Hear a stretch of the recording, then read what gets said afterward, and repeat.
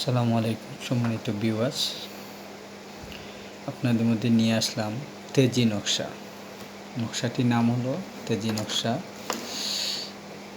বহু পুরনো আদি 150 বছর পুরনো একটি বইয়ে কিতাব থেকে নিয়ে আসছি। তো এটা হলো অবাধ্যকে বাধ্য করার একটি টুটকা। তো অবশ্য আপনি ঈমান এনে, ঠিক আছে, আপনি ঈমান এনে কাজে লাগান, অবশ্য আপনি সফল হবেন, সাফল্য হবেন ইনশাল্লাহ। তো যাই হোক, আমি আপনাদেরকে দেখাচ্ছি। এটা স্বামী স্ত্রী অবাধ্য হলে, সন্তানাদি অবাধ্য হলে, তারপর আপনার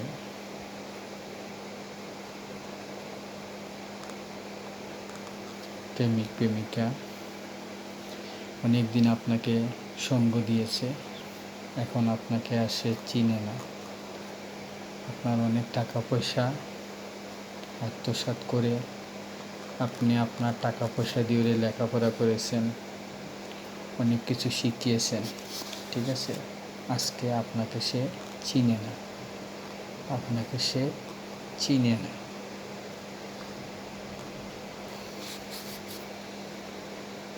তো দেখতে পাচ্ছেন তেজি নকশার মধ্যে আমি এটা দিয়েছি 5-4, ঠিক আছে, 5-4, তারপরে 6-8, এখানে 7-2 মানে 72, এখানে আপনি দেখতে পাচ্ছেন 6-8, ঠিক আছে।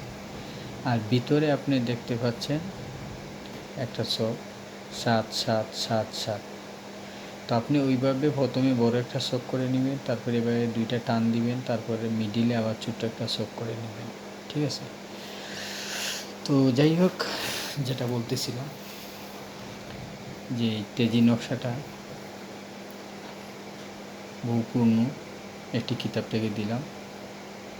এই টুকটাটা আপনি যে কোনো দিন যে কোনো সময় আসন দিয়ে এঁকে নেবেন। মানে আপনি যখন এটা করতে যাবেন তখন আপনি একটা আসন দিতে হবে, আর আসনটা দিতে হলে আপনি 5টা মোমবাতি জ্বালাতে হবে, ঠিক আছে।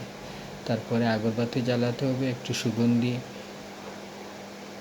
আতর, ভালো মানের একটু আতর গায়ে লাগিয়ে নেবেন।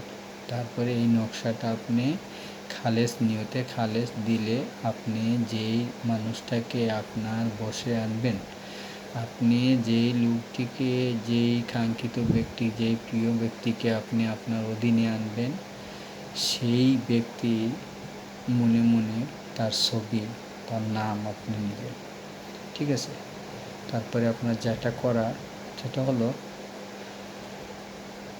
আপনি এই নকশাটা আঁকার পরে, ঠিক আছে, বাড়ির আঙ্গিনাতে যে ফুলের টব আছে, বুঝতে পারছেন, ফুলের টবের মধ্যে আমরা ফুল লাগাই, তো বাড়ির আঙ্গিনার মধ্যে যে ফুলের টব থাকে, তাহলে ফুলের টব অথবা নির্দিষ্ট কোনো জায়গায়, হ্যাঁ, এই তাবিজটা আপনি অঙ্কন করার পরে তাবিজ আকারে করে এটাকে বাস করে 3টা বাস দিয়ে দিবেন। বাস দিয়ে আপনি ওই মাটির নিচে ঢুকে দিবেন, মানে মাটির নিচে কবর দিবেন বা পুঁতে রাখবেন। কিন্তু যখন আপনি তা করতে যাবেন তা যেন অন্য কেউ দেখতে না পায়, বুঝতে পারছেন। আপনি যে জায়গায় এটা রাখবেন সেই জায়গাটা যেন অন্য কোনো লোক দেখতে না পায়, বুঝতে পারছেন। তখন আপনি এটার এক পাশে, এই যে ফাঁসটা দেখতে পাচ্ছেন, এই ফাঁস, এই পাশে তাহার নাম, এই ক্যাশে মনে করেন আপনি করতেছেন, তাইলে লিখবেন, আমি লিখলাম আপনার নাম, মানে আপনি করবেন, ঠিক আছে, আপনার নাম, আপনার মাতার নাম, ঠিক আছে, আপনার মায়ের নাম, এটা লেখা শেষ। মানে আপনি প্রথমে আপনার নাম লিখবেন, তারপরে আপনার মায়ের নাম লিখবেন। তারপরে যাকে আপনি বশ করবেন,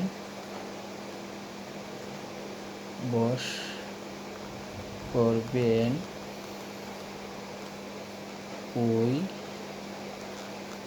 ব্যক্তির